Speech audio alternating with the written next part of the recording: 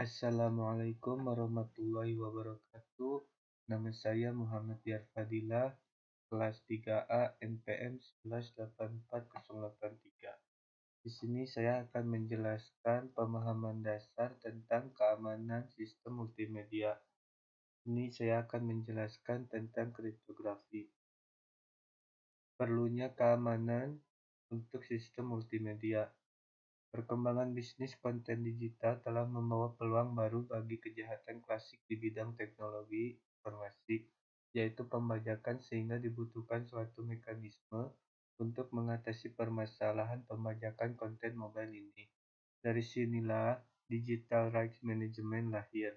Metode-metode untuk melindungi data digital seperti enkripsi, copy protection, visible marking, hidden marking, steganography, kriptografi, dan yang terakhir watermarking.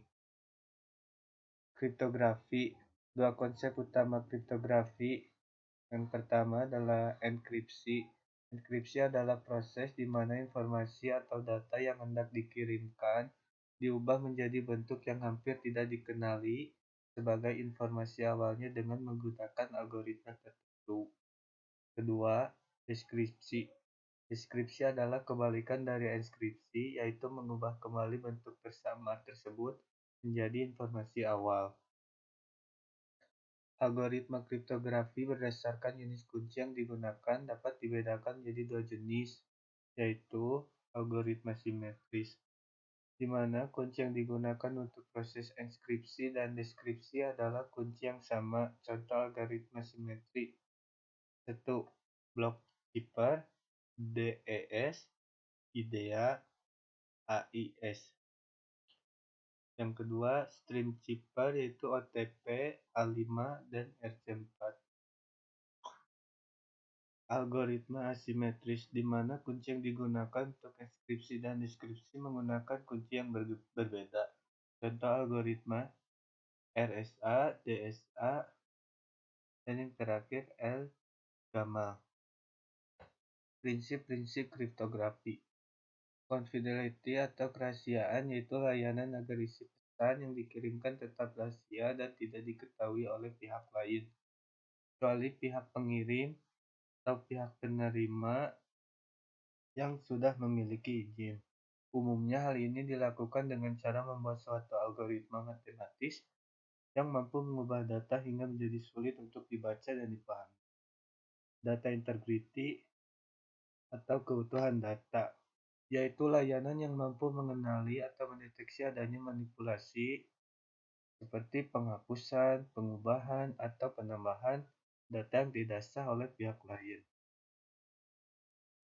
Yang ketiga, authentication, yaitu keautentikan, yaitu layanan yang berhubungan dengan identifikasi, baik autentikasi pihak-pihak yang terlibat dalam pengiriman data maupun autentikasi keaslian data atau informasi. Yang terakhir, non-repudiation atau anti penyangkalan, yaitu layanan yang dapat mencegah suatu pihak untuk menyangkal aksi yang dilakukan sebelumnya, menyangkal bahwa pesan tersebut berasal darinya. Istilah-istilah dalam kriptografi. Pertama, ada plain text. Plain text adalah pesan yang hendak dikirimkan berisi data asli. Yang kedua adalah ciphertext, adalah pesan terenkrip atau tersandi yang merupakan hasil enkripsi. Enkripsi fungsi adalah proses pengubahan plain text menjadi ciphertext. Keempat, deskripsi adalah kebalikan dari enkripsi, yang mengubah ciphertext menjadi plain text sehingga berupa data awal atau asli.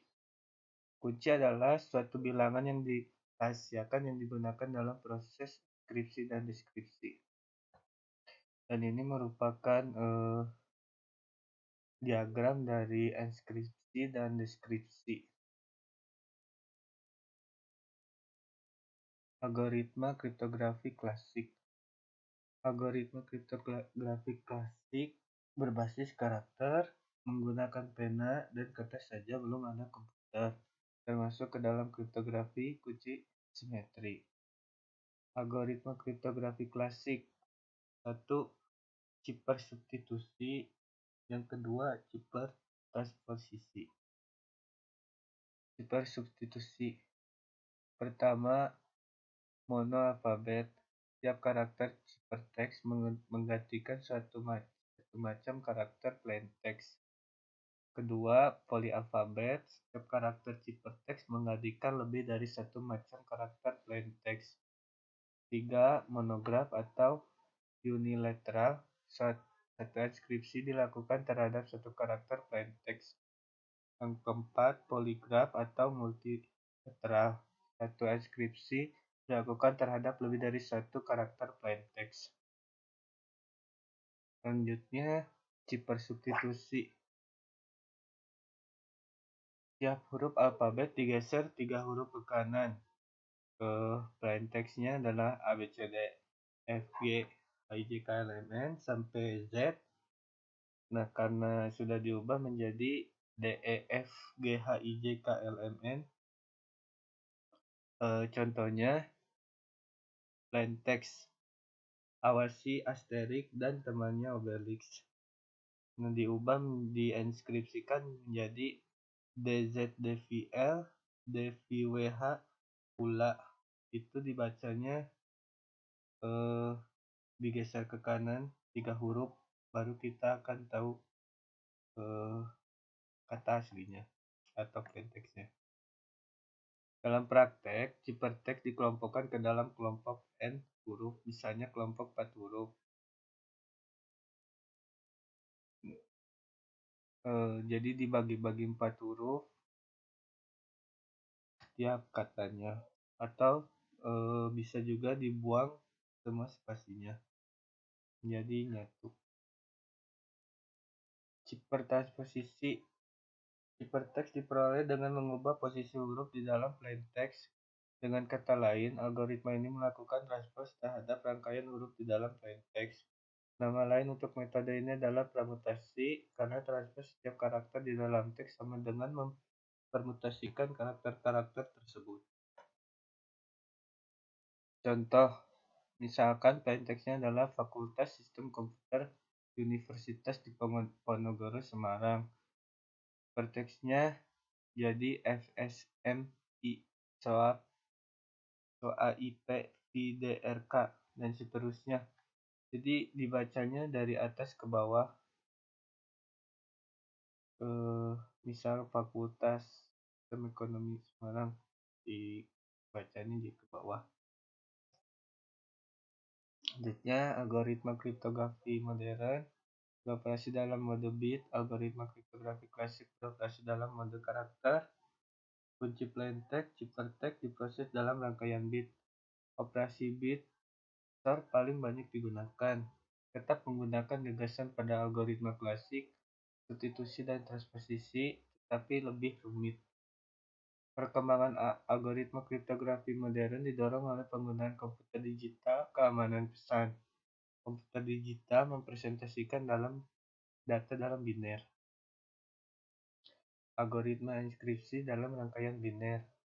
Pesan dalam rangkaian bentuk bit dipecah menjadi beberapa blok. Contoh plaintext 1001 1100